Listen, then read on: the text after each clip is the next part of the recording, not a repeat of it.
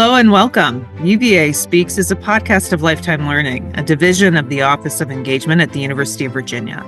Lifetime Learning brings the knowledge and expertise of UVA's faculty to the university's alumni, friends, and families. My name is Susan Lynch, and I'm the Associate Director of Lifetime Learning at the University of Virginia's Office of Engagement. This podcast features Adelaide Wilcox King, Associate Professor of Commerce at the McIntire School of Commerce at the University of Virginia. She specializes in strategic management and decision-making with a particular interest in positive organization studies and the influence of executive psychology and how strategic resources and human capital are valued and allocated in organizations. Her current interests center on the burgeoning psychedelic healing industry and the systemic and organizational possibilities and constraints associated with efforts to alleviate suffering at scale. In this podcast, Professor King will talk with us about her research on the psychedelic healing industry. So thank you so much, Professor, for speaking with me today. Thank you, Susan. I appreciate the introduction. Great. So first, can you provide some context as to what brought you to research the psychedelic healing industry and the psychedelic-assisted therapy?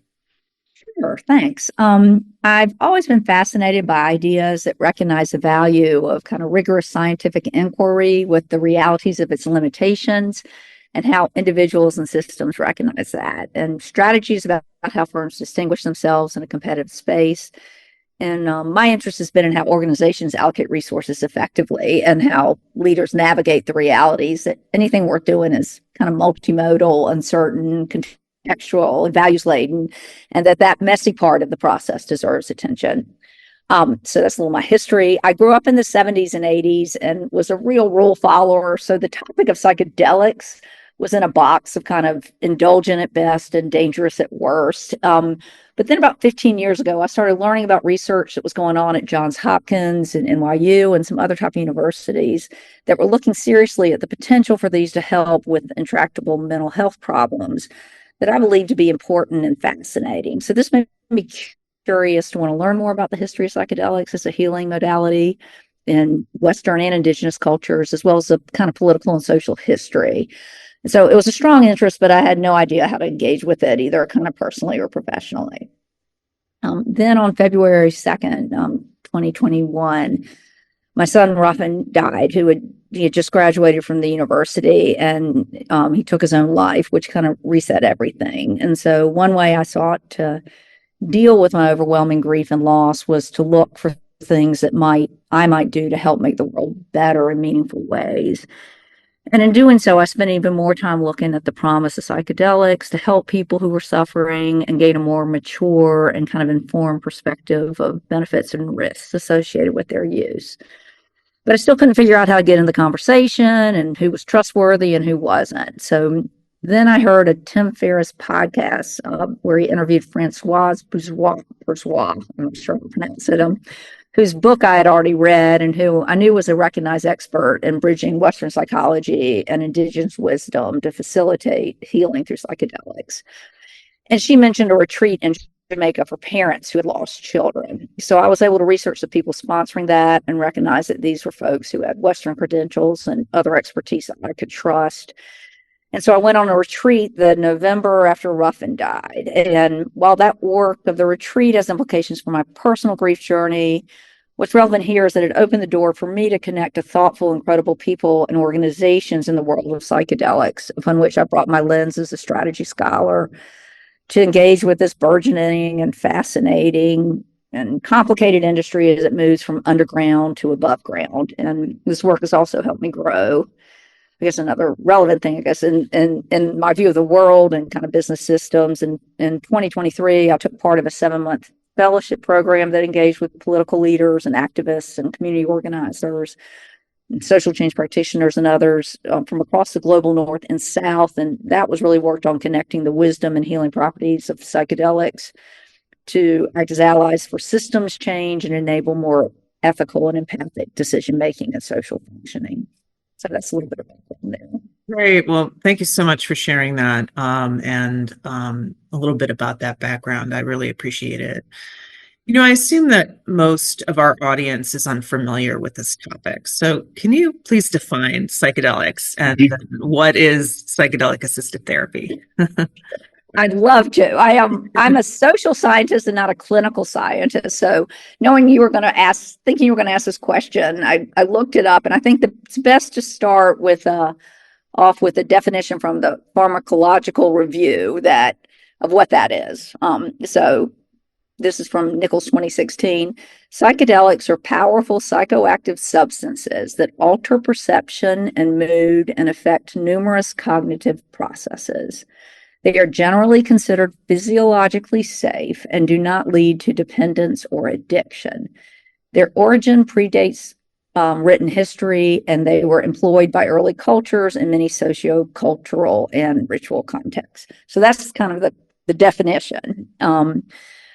There are a lot of different ways we can look at these medicines, including distinctions between what's kind of a classic or not classic hallucinogen.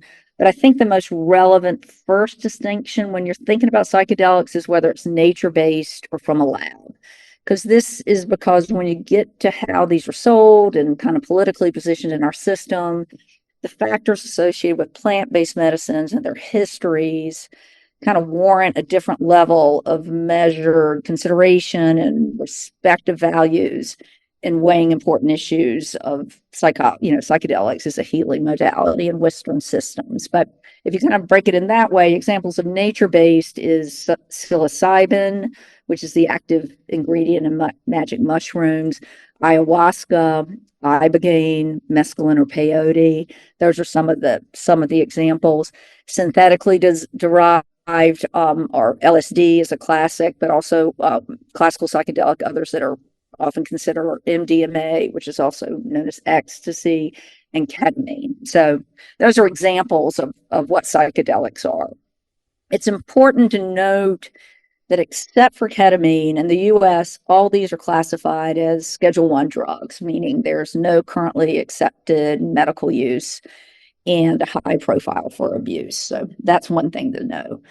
Another thing when you're thinking about psychedelics, which I've kind of learned along the way, is that, it is from talking to a lot of people who have led ceremonies and experienced things. From an experiential level, it's important to recognize that each of these substances have different profiles of characteristics associated with them. So a key one to look at is the idea of the duration of the experience. These experiences are sometimes measured in minutes and many times measured in hours, but the profiles across different substances do differ in terms of time.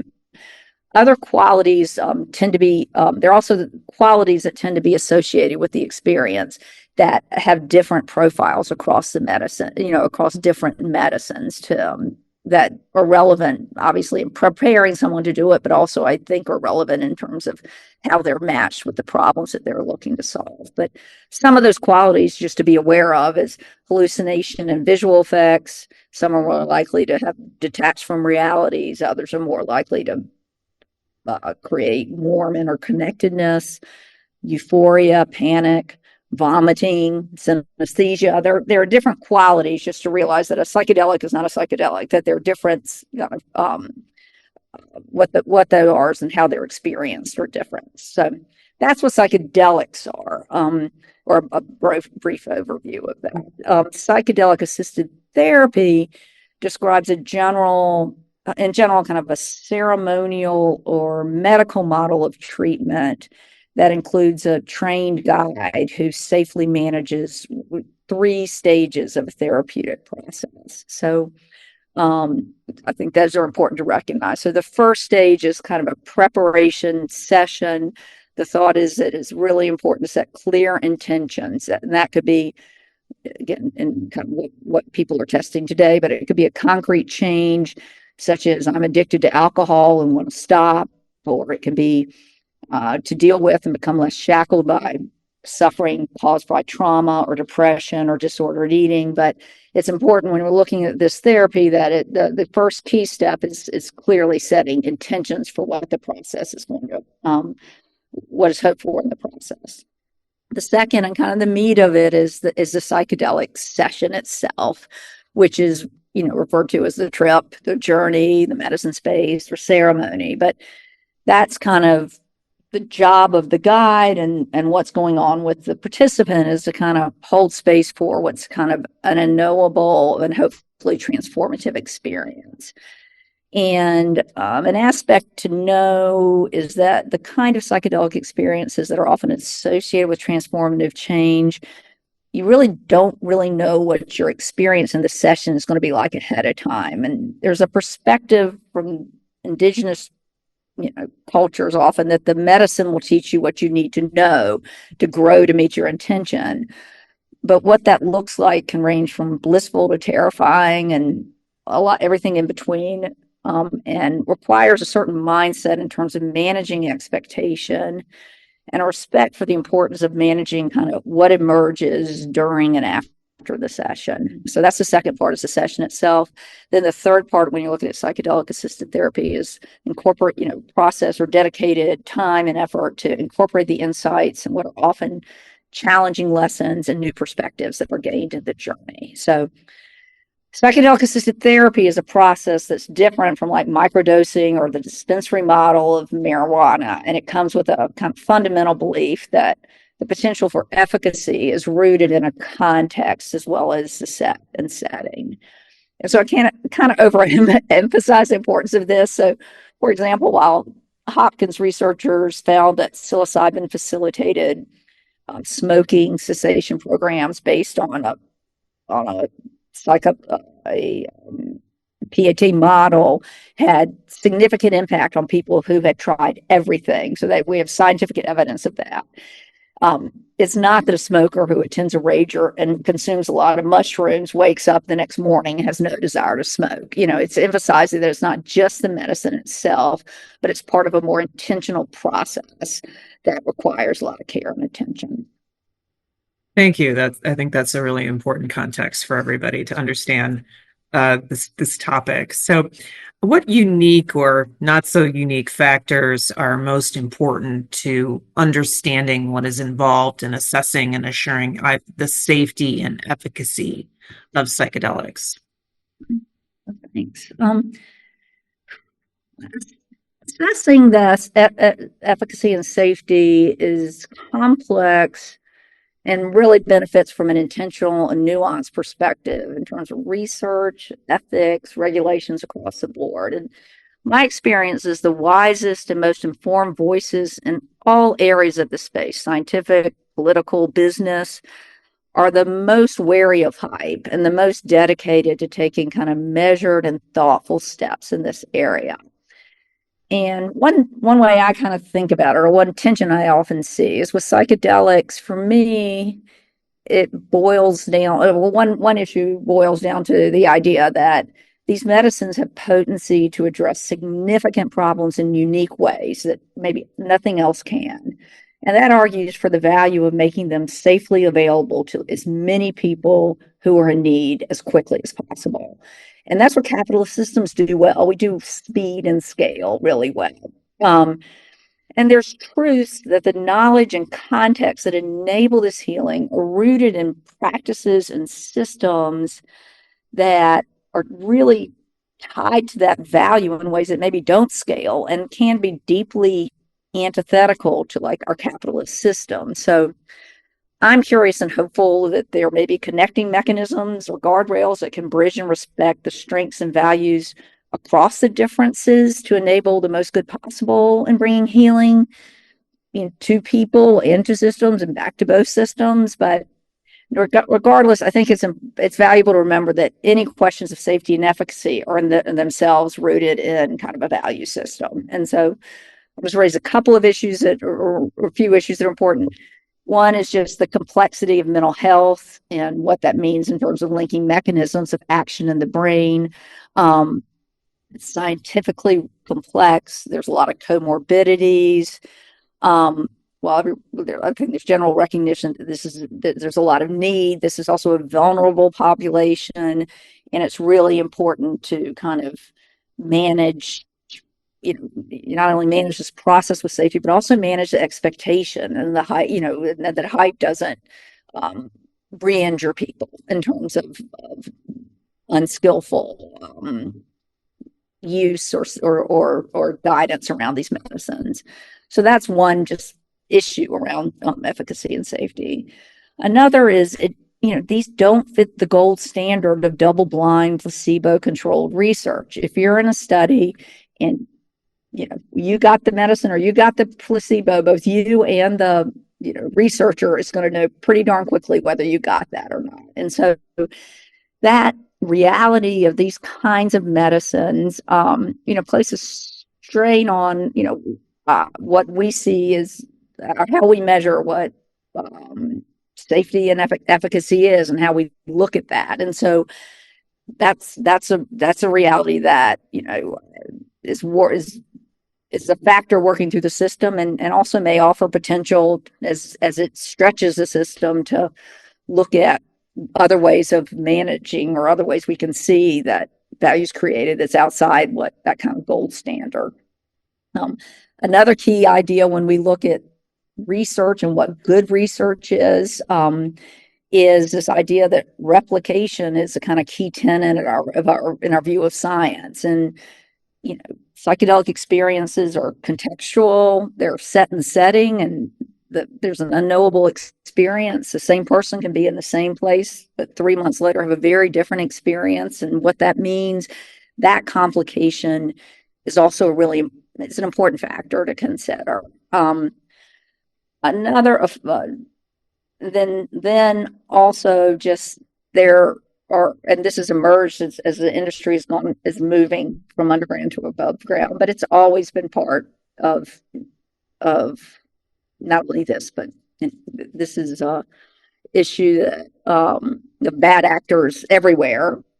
And bad actors exist everywhere, I guess, and have always existed over time. But the complexities and vulnerability of what it means to accompany someone in this journey is a real challenge because it's not given the what arises isn't usually there's a playbook often. There's often a wisdom that comes with having done this a lot, having sat with a lot of people a lot that's not easily codified.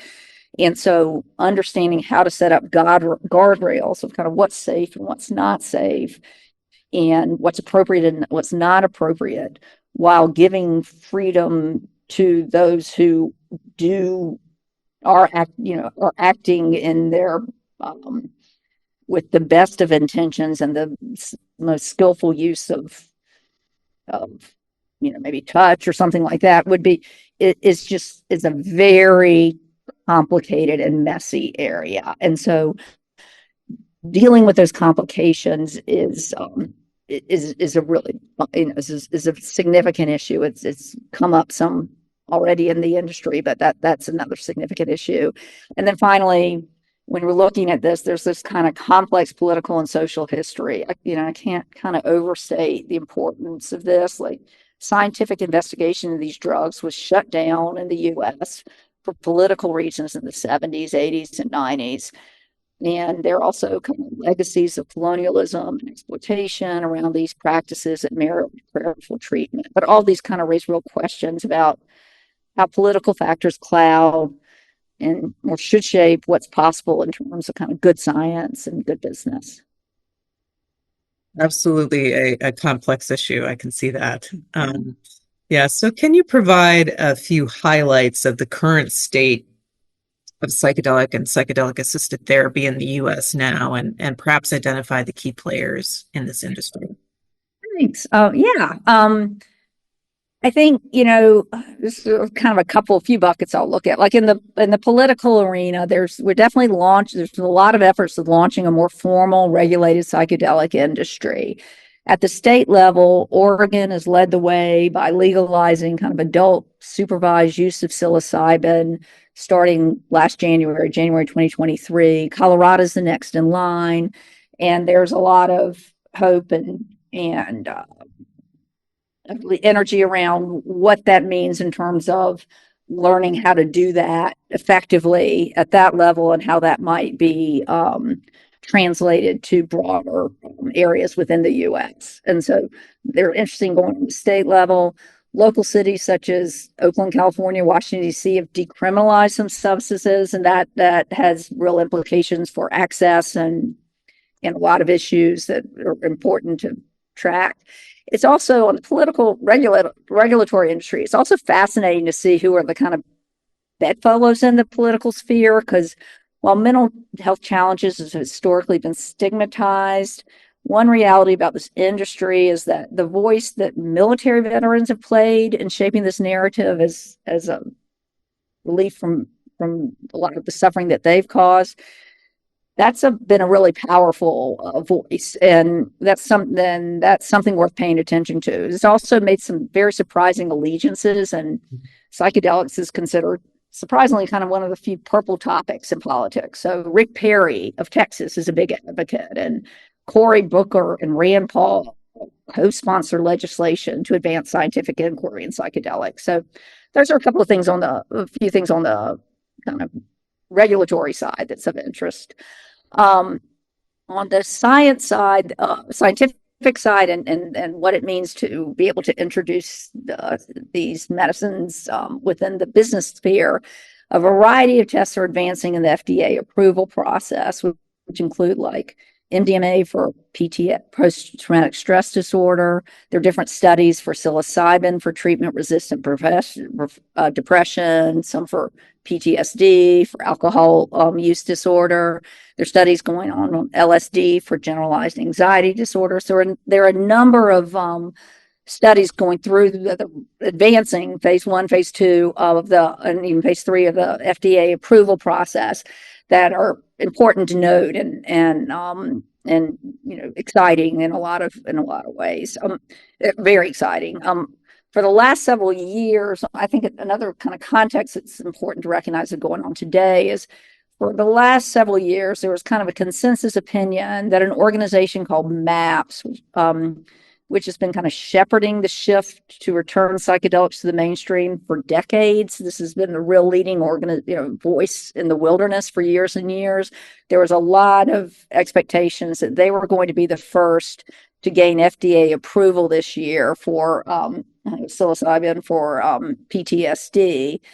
And a lot of the focus in the industry was what was going to happen, what that would open in terms of the floodgates. And a real shock to the system was that the FDA gave an unexpected rebuke that has caused a lot of players to step back and reassess their kind of near future. So it's also just relevant that and along that too, it's also relevant that the organizations that are kind of advancing this, the use of psychedelics range from all different kinds of organizations, and that this industry is shifting from the most influential leaders being kind of not-for-profits and B Corps, which sought to engage a wider array of stakeholders, to maybe owners whose primary focus are on financial returns and have measured success by that metric. And that kind of shift or tension is just definitely playing out a lot in the industry.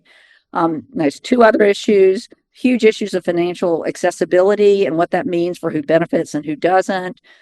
And then I guess another thing I would pay a lot of attention to is the rise of ketamine clinics throughout the U.S. While ketamine is the only kind of semi-legal substance on the federal level, that's not because there was like a scientifically informed review of all psychedelics and it was deemed the most efficacious and safe as a healing modality. It's, as I understand it, was kind of more when it kind of emerged, its properties were recognized and how that was managed politically. But regardless, I do think there's a lot of important issues regarding regulation and oversight of these clinics that I think merit attention and will be interesting to follow. Yeah, thank you. That's again, the complexity of this issue. Yeah, really showing. Yeah. And finally, I understand that you're working with an interdisciplinary group here at UVA, researching and working on this issue with the complexity. I see how interdisciplinary you're saying. Can you provide some background on this group and examples of work others on grounds are doing in this area? I'd love to.